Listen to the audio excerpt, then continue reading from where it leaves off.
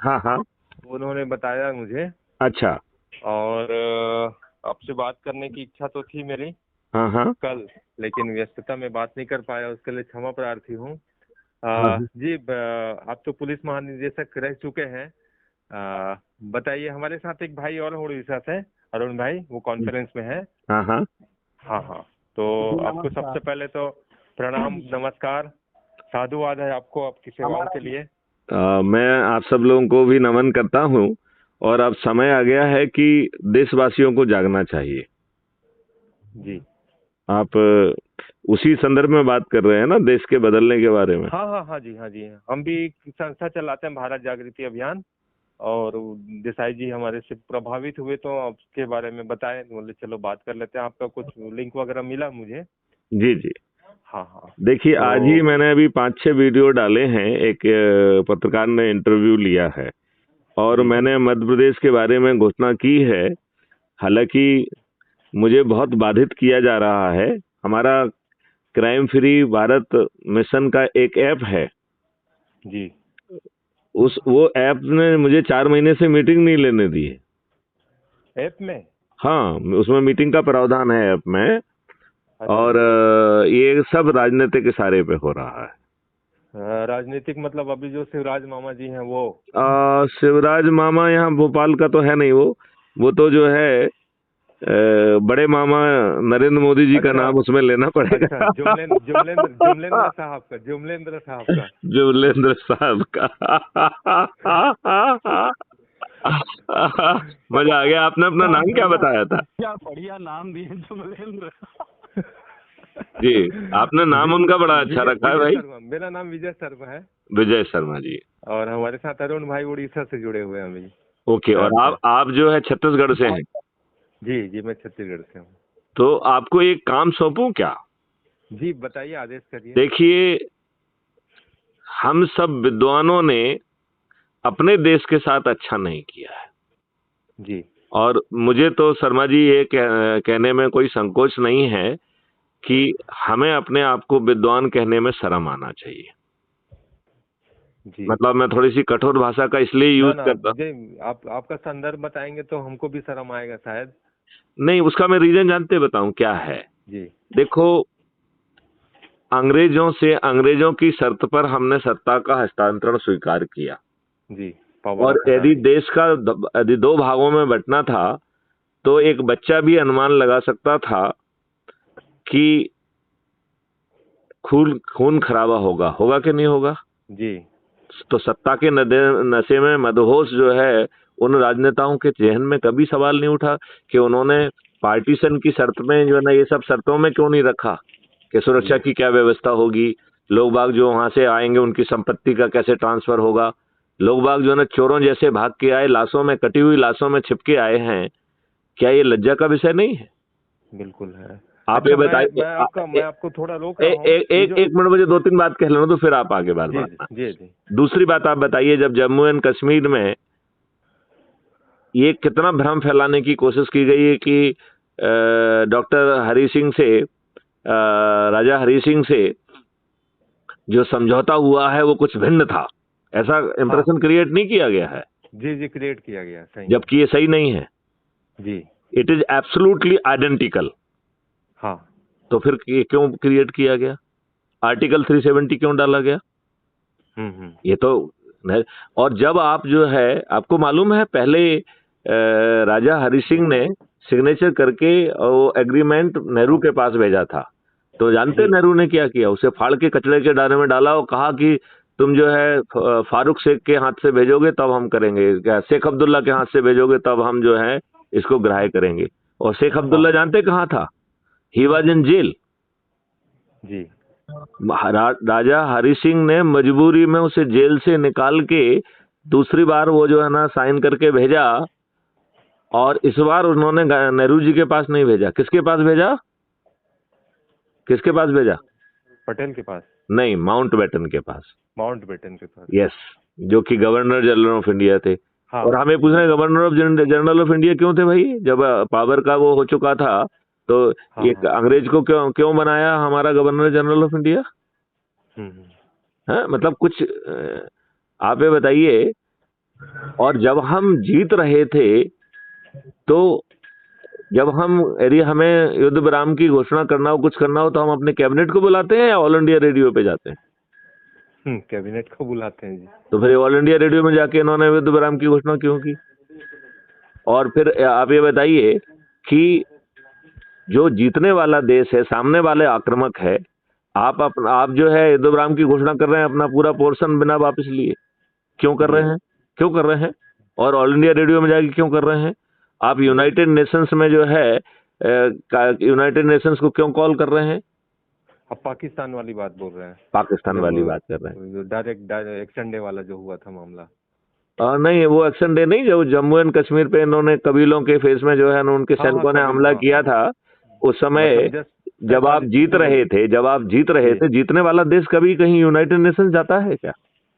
ये तो गया ना, नेहरू तो गया। नेहरू नहीं गया, ऑल इंडिया रेडियो में बोला इसने ये सब चीजें। हाँ। तो ये बताइए, देश का प्रधानमंत्री जो है उसे ऑल इंडिया रेडियो पे बोलना चाहिए या किस पे बोलना चाहिए? मतलब मैं ये कह रहा हूँ, इस देश का इतिहास बदल दिया गया। हम विद्वान कितने बड़े विद्वान हैं, हम क्या कर रहे थे? इस देश का जो संविधान है उसका 80% हिस्सा गवर्नमेंट ऑफ इंडिया एक्ट का है, 20% हिस्सा बाबा अम्बेडकर की देन है, जिसमें कि फंडामेंटल राइट्स और directive principle of state policy आता है, और इनकी इन्होंने देवन से धज्जियां उड़ा दी हैं। आप बताइए, उसमें ये बात कही गई थी कि नहीं कही गई थी कि जो ना nobody can, it's a fundamental right के nobody can be discriminated on the basis of the caste, creed, race, sex और रिलीजन? है कि नहीं है? जी। है कि नहीं है? हाँ है बोलिए। तो फिर जो है वक्फ बोर्ड एक्ट को इन्होंने कैसे अडॉप्ट किया? इन्होंने नहीं यार, क्या वो असंवैधानिक नहीं था? असंवैधानिक है अभी भी। तो नहीं, तो उसे क्वेश्चन क्यों नहीं हुआ? वो अपने आप क्वेश्चन हो जाना चाहिए था, उसे अडॉप्ट ही नहीं करना चाहिए था, उसको रिसिप्ट काट देना चाहिए था। ये तो साहब, मैं दूसरी यदि बात बोलूं आपको रोक के तो... अभी मुझे 2-4 बात और कह लेने दो। मेरा ये कहना है कि अंग्रेजों के कौन से नियम आपके ऊपर थोपे हुए हैं मिस्टर विजय शर्मा?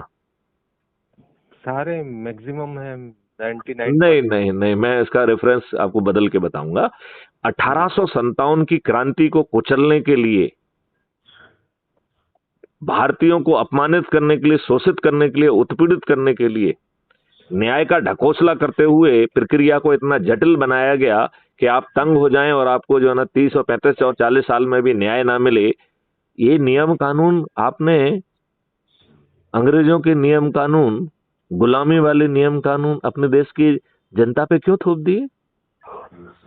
और 75 सालों में हम लोग जो है ना भांग पिए के सोए हुए हैं जी। हम फ्री भी दारू इन सब की बातें करके, और जो है ना साड़ी लेके जो है ना इन्होंने हमको किस स्थिति में पहुंचा दिया? ये अपनी जायदाद बेच के जो है ना फ्री भी बांट रहे हैं। हमने तो किसी पार्टी को जो है ना अपनी पार्टी का जो है ना संपत्ति बेच के जो है ना फ्री भी देते नहीं देखा है। किस अधिकार से फ्री भी बांट रहे हैं? ये न दिए हैं न देंगे कभी। तो फिर हम विद्वान क्या कर रहे हैं विजय शर्मा जी? Crime free Bharat. अच्छा, आप चलो हमें नेक्स्ट क्वेश्चन पूछ लेने दीजिए। क्या आपको अपने बच्चों के लिए अच्छा भारत चाहिए या नहीं चाहिए? चाहिए जी, 100% चाहिए। तो फिर क्राइम फ्री भारत के साथ क्यों नहीं खड़े हुए हैं? हम तो खड़े हैं साहब, इसीलिए तो आपसे बात कर रहे हैं। तो फिर बताइए, जो अभी जो चुनाव होने वाला है, आपका नामांकन कब से कब तक है छत्तीसगढ़ का? छत्तीसगढ़ का एक फर्स्ट स्टेप चरण वाला तो शायद हो गया है, और दूसरे का शायद बाकी है, मुझे ज्यादा ध्यान में नहीं हो। नहीं, इसका इससे मेरे से बाद में होगा। हाँ नहीं, पहले चरण वाला 7 तारीख वाला तो हो चुका है, और 17 को जो होगा उसका बाकी है नॉमिनेशन। नहीं 17। अच्छा वहाँ पे। अच्छा ओके। तो 7 तारीख का कब? 7 तारीख का जो ना नॉमिनेशन हो गया है, तो हो चुका है। अब आप इसमें फिर होमवर्क करिए। जो लोग खड़े हुए हैं और जो स्पेशली जो निर्दलीय हैं, उन सब की जो ना मीटिंग लीजिए हर जगह पे, और उनको क्राइम फ्री भारत, उनमें से जो ना एक व्यक्ति जो सबसे पावरफुल, उन्हीं को बिठाओ, आपस में तय करें कि साहब ये पावरफुल है, और वो क्राइम फ्री भारत उसको समर्थित करेगा। ये करा पाओगे साहब? हम आपको अपने मुद्दे भी भेजेंगे। हाँ, हमारा भी क्या मिशन चल रहा है, और देखो यार, अभी अपने मिशन को समझाने का समय नहीं है अभी जो है। मैं आपकी बात को ही आगे बढ़ा रहा हूँ। हमारा भी इसी तरह का है। अब हम तो आपके सामने बहुत छोटे हैं, उम्र में भी, ज्ञान में भी और अनुभव में भी। जी और बहुत बड़ी बात यह है कि हम जो बातें कर रहे हैं, जी जैसे मैं नेताओं की जो चाल बोली, आजकल एक मैं नया डायलॉग बोलता हूँ, जितनी भी पार्टियां हैं ये सारी की सारी ईसाई मिशनरियों और अरब देशों के दलाल है। क्या मैं गलत बोल रहा हूँ?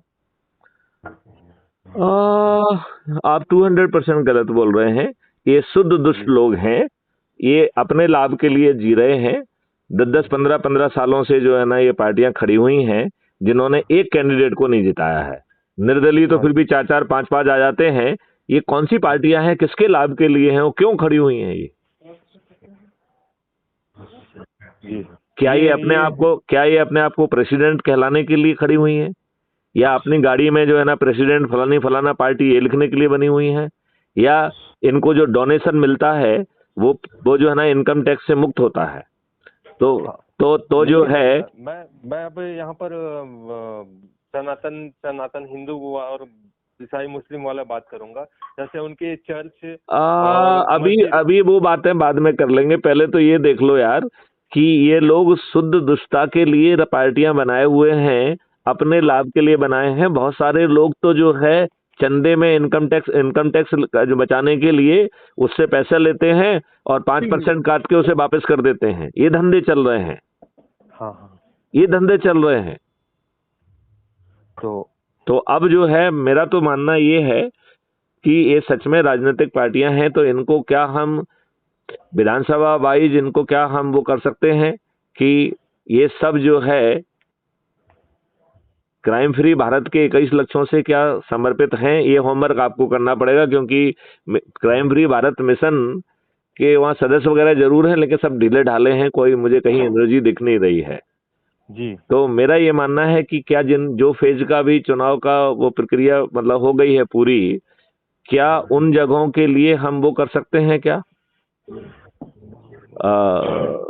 मेरा उसमें कहना है कि क्या उन जगहों के लिए जो उम्मीदवार खड़े हुए हैं, विशेष तौर पर निर्दलीय, उनमें से उनकी साथ संगोष्ठी करके उनसे बात करके जो ज्यादा बलशाली हो निर्दलियों का भी तो यही हाल है ना, इसलिए खड़ा होते हैं कि उनको कुछ पैसा मिल जाए। उनके ऊपर क्या? अरे उनसे आप बात करो यार अपने देश के लिए। क्या देखो, बात करने से रास्ता निकलता है।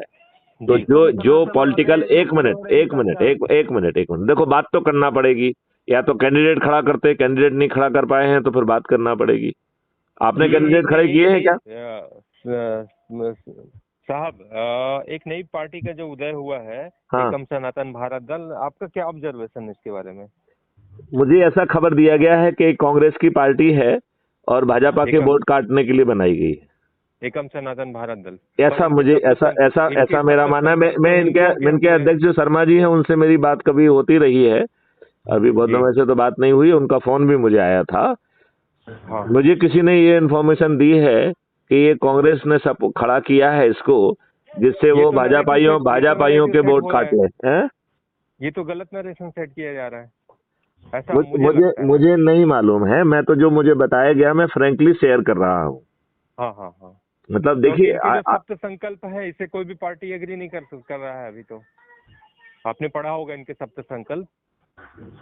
ये संत संकल्प में क्या क्राइम फ्री भारत के 21 लक्ष्यों से हटके हैं क्या? हाँ, पूरे हैं इसमें। सेना इन सबका सशक्तिकरण है, अंग्रेजों। अरे यार, ये सशक्तिकरण छोड़ो, पहले गुलामों के नियम कानून बदलने की बात करो। इसमें पहले पारदर्शी और अकाउंटेबल प्रशासन की बात करो। पहले शिक्षा व्यवस्था बदलने की बात करो। ये सब चीजें तो बाकी आर्मी वगैरह और ये सब पुलिस सब ठीक हो जाएगी अपने आप। मुद्दे की बात पे जाओगे तो सब चीजें ठीक हो जाएंगी। हमें एग्रीकल्चर को बचाना है, उसकी बात करो। जो फर्टिलाइजर, केमिकल फर्टिलाइजर वगैरह डाल रहे हैं जिसके कारण कैंसर हो रहे हैं, उसकी बात करो। जो हार्मोनल इंजेक्शन लगाए जा रहे हैं गाय भैंसों को, उसकी बात करो। जो है दवाइयों का जो मॉलिक्यूल्स हैं, जो आप भर के आपको खिलाए जा रहे हैं, उसके कारण आप बीमार रह रहे हैं, उसकी बात करो। मुझे एक चीज और पूछना था जी, जो उस समय शुरुआत में बोल रहा था। जैसे हम पावर ऑफ आप एकम पार्टी को से संबंधित हैं क्या? ना ना ना ना, हम तो नहीं, मैं तो ये कह रहा हूँ कि देखिए मुझे कुछ देखो हम सुनिए सुनिए साहब, हम हाँ। संत श्री आसाराम जी बापू के शिष्य हैं। अभी वर्तमान में सबसे ज्यादा पीड़ित, प्रताड़ित, कानून से दुखी हम लोग हैं। अच्छा ये जो बताओ फर्जी केस में- वास्तविकता क्या है? कोई मुझसे कह रहा था कि साहब वो राजीव दीक्षित जी को भी उन्होंने बुलाया था, बुरे नहीं हैं, ये सब पकाया गया है, गड़बड़ है, ऐसा कुछ कहा जा रहा है। आप तो साहब पुलिस महानिदेशक रहे हैं, आपको तो सारी जानकारी होनी चाहिए, केस कैसे अरे यार देखो यार, fabricated है। आप पुलिस जो है ना क्या कर रही है वो मुझे कैसे जानकारी होगी? मैं उस प्रदेश का थोड़ी हूँ नहीं, यार। केस तो पूरा अरुण भाई कुछ प्रकाश डालेंगे? नहीं, पर ये विषय का विषयांतर हो जाएगा। अभी मेरे ख्याल से बिल्कुल ठीक कर अरुण जी बात ठीक कर रहे हैं कि अभी विषयांतर नहीं करना चाहिए। अभी हमको ये देखना चाहिए कि क्या हम इन दुष्ट राजनेताओं को हरा सकते हैं। यदि आप लोग जो मैं रणनीति बता रहा हूँ, यदि मध्य प्रदेश में तो हम यही कर रहे हैं। मध्य प्रदेश में हम सभी 230 सीटों में 3 तारीख तक ये स्थिति पैदा कर देंगे कि हर जगह कोई ना कोई एक बंदा जो है ना वो क्राइम, बाकी लोग बैठ जाएंगे उनके फेवर में, और क्राइम फ्री भारत का एक बंदा जो है रहेगा, और उसका हम लोग प्रचार के लिए भी पहुंचेंगे, सब कुछ करेंगे उसमें, और एक एकदम नया तरीके का प्रचार होगा। मैंने तो घोषणा की है कि माननीय शिवराज सिंह जी भी हारेंगे बुधनी से, और कमलनाथ जी जो छिंदवाड़ा का मॉडल का बहुत गाना गाते हैं वो भी छिंदवाड़ा से हारेंगे। अच्छा जी। मतलब इतने बड़ी बहुत बड़ी बात मैं कह रहा हूँ। लेकिन जी। ये तब संभव होगा जब हम सोती हुई अफीम खा के सोई हुई जनता जो है ना उसको जगा दें, जिसको रोज गुट्टी पिला रहे हैं। ये तो बहुत बड़ी बात है जी। नहीं नहीं, कोई बड़ी बात नहीं है। ये बहुत सरल बात है। केवल जो है क्राइम फ्री भारत का वीडियो सुनाना है।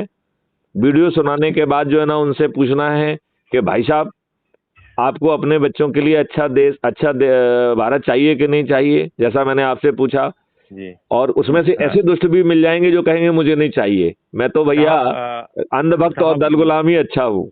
जी साहब, मुझे थोड़ा सा आज क्षमा प्रार्थी हूँ, मैं दूध लेने आया था। वीडियो कृपा करके हमें वीडियो भेज दीजिए। हाँ, मैं लिंक भेजू, मेरे पास लिंक है, मैं वो लिंक भेजू। आप अरुण जी मैं आपको बता रहा हूँ, एक मिनट मुझे बोलने दो जरा। क्राइम फ्री भारत एक यूट्यूब चैनल है जिसमें 4400 से ज्यादा वीडियो हैं। आज हमारा इंटरव्यू लिया है एक रविंद्र जैन ने, उसको हमने 7-8 भाग में तोड़ा है।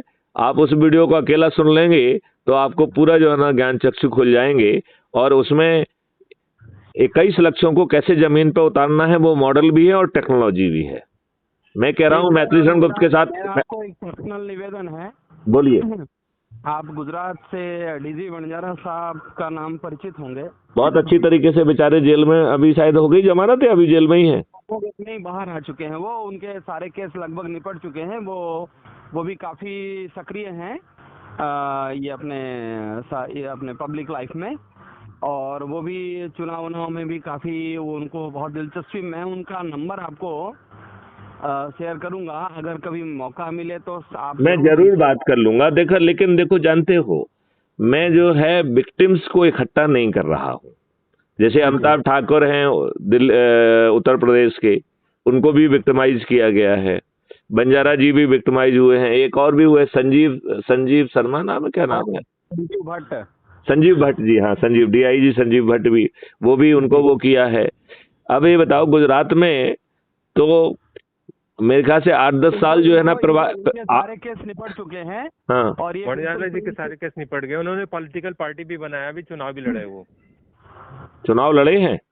हाँ लड़े हैं, पिछले विधानसभा में लड़े अभी हैं। जो गुजरात में विधानसभा चुनाव हुआ उसमें लड़े हैं वो, लेकिन बहुत कम सीट पे लड़े थे, और वो ज्यादा उन्होंने ध्यान नहीं दिया था, और बहुत थोड़े चुनाव मतलब उसको तारीख से कुछ 10-15 दिन पहले उन्होंने पार्टी लॉन्च करी, तो स्वाभाविक रूप से उसका परिणाम अब अपन उनको साथ में ले लें। यदि उन्हें क्राइम फ्री भारत जो है कि 21 लक्ष्य से वो समर्पित हैं, तो मैं सभी राजनेताओं को पराजित कर दूंगा। जी। मतलब मैं आपसे ये कह रहा हूँ, एक भी पार्टी का एक भी नेता नहीं जीतेगा, बस जनता को जगा दो जी। और जगाने का मॉडल भी हम देंगे आपको कुछ नहीं करना है, हमारे लोग भी पहुंच जाएंगे वहां पे प्रचार के लिए। लेकिन अभी छत्तीसगढ़ में आपको एक काम जरूर करना पड़ेगा जी, कि जो निर्दलीय लोग हैं उनके हर पार्टी में अलग अलग लोगों को जो है ना आपको लोगों को छांटिए जो उनको एक जगह पे बिठा के बात करें, राइट। और उनसे कहें कि भैया तुम क्यों चुनाव लड़ रहे हो, राइट? क्या तुम जो है क्राइम फ्री भारत, तुम में से सबसे अच्छा व्यक्ति कौन है, एक व्यक्ति के फेवर में सभी लोग बैठ जाओ, राइट? और वो उस व्यक्ति को क्राइम फ्री भारत मिशन समर्थन देगा। सब लोग चुनाव प्रचार के लिए पहुंचेंगे। कि इस समय जिस प्रकार से स्वार्थ की राजनीति चल रही है, निर्दलीय उम्मीदवार कोई राष्ट्रवादी विचारधारा से संबंधित नहीं रखते, वो सब अपना देखो, हमें इन्हीं परिस्थितियों में प्रयास करना होगा, चूंकि ये महाबदलाव जो है ईश्वरीय शक्ति के तहत आ रहा है, लिहाजा आपके प्रयास जो सामान्य केस में फलीभूत नहीं होते हैं, वो बाबा जयदेव गुरुदेव की कृपा से वो फलीभूत हो जाएंगे। मैं थोड़ा आगे बढ़ता हूँ, मैं दूध लेने आया था जी। हम लोग आगे, आप लोग कंटिन्यू रखिए, मैं सुन रहा हूँ। एक काम करते हैं, आज मैं आपको बंजारा साहब का भी फोन नंबर शेयर कर रहा हूँ, शर्मा जी, और आप उनको साहब को शेयर कर दीजिए। और हम मैंने कभी इनका वीडियो देखा नहीं है, थोड़ा मैं वीडियो भी देख लूँ। आप तो ये काम करिए ना, YouTube पे जाके क्राइम फ्री भारत टाइप करिए। मैं भेज दूंगा, मेरे पास लिंक है, मैं भेज दूंगा अरुण भाई को। ठीक है ना? आप चैनल को सब्सक्राइब करिए और उसको ध्यान से सुनिए, उसमें भारत की सभी समस्याओं का निदान है। जी जरूर जरूर जरूर। और इसमें जो है भारत सरकार के ऊपर खर्च नहीं आएगा, भारत सरकार की आमदनी 20 गुना हो जाएगी जी, 20% नहीं बढ़ेगी, 20 टाइम्स, समझ रहे? भारत से जो है ना टैक्स, इनकम टैक्स और सभी टैक्स खत्म हो जाएंगे। बहुत बढ़िया। ठीक है जी, आपसे और हम बात करते रहेंगे, आपके संपर्क में रहेंगे। देखिए, अभी जो है आपका फोकस होना चाहिए मछली की आंख। क्या हम एक्स्ट्रा मेहनत करके क्या एक जो है ना बाकी निर्दलीय को बैठा सकते हैं? क्या स्थिति है? क्या हम आज तो पहली मीटिंग है, हाँ फिर से इसको प्रयास करके फिर से मीटिंग अपन यदि लगता है तो कल अपन वीडियो कॉन्फ्रेंस पे बात कर सकते हैं। आप मेरा नंबर नोट करिए, 9425606040 है। इस पे आप अपना नंबर भेज देंगे। शर्मा जी आप भी, आपका तो आ ही गया है, मैं सेव कर लूंगा। और अरुण जी आप भी भेज दीजिए तो उसे भी सेव कर लूंगा। आप बंजारा साहब और संजीव भट्ट का नंबर भी हमें भेज दीजिए, ठीक है ना? मेरे पास बंजारा साहब का नंबर है, मैं आपको सेंड कर दूंगा, उनसे आपको आगे मिल जाएगा। और मैं चाहूंगा कि उनसे आप जरूर बात करिए। मैं जरूर करूंगा, है ना? धन्यवाद। चलिए नमस्कार। जय हिंद, जय भारत, वंदे मातरम, जय गुरुदेव।